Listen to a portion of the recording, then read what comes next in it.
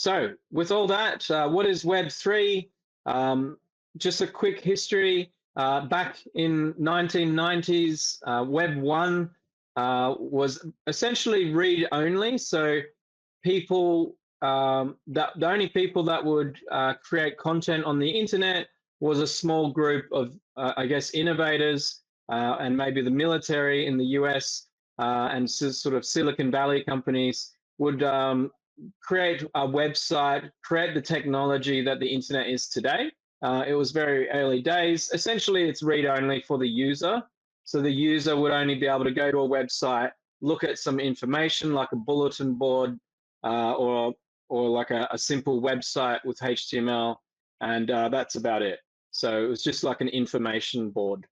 Web 2 came out, which obviously is still here, and that means it's read-write. So you can interact with these websites, you can send emails, buy things with a credit card, send pictures or selfies on Facebook, things like that. So, search through the internet with Google.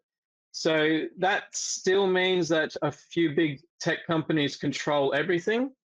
You can create your own little side website, but essentially it's the big players like Ashton said, Facebook, the Googles that sort of own and run everything that most people in the world use.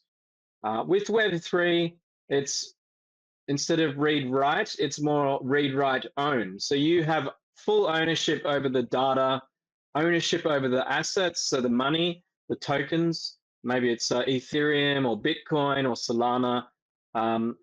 You have ownership over the asset, the NFT image, the artwork, and then obviously you have full control and access to own those objects through a wallet. So that's massive. With Web3 and blockchain, this record book, the distributed ledger across thousands of devices around the world, basically means that data is distributed. It's not centralized to one company. It's immutable, so it cannot change if you go back in time on the blockchain ledger. And then it's transparent. So you can use an Explorer website to see all the transactions that have happened over the last 5 years pretty easily now. So what is Web 2 and Web 3?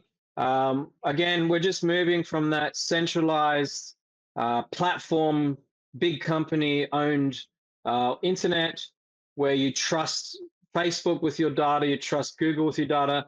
With Web 3, it's decentralized across small node operators around the world.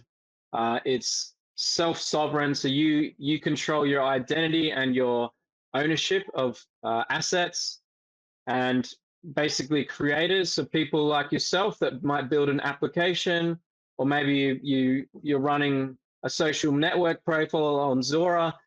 You control that account, you control the money that goes in and out, you can control that data. So it's a very powerful place in the future where Web3 is rolling out.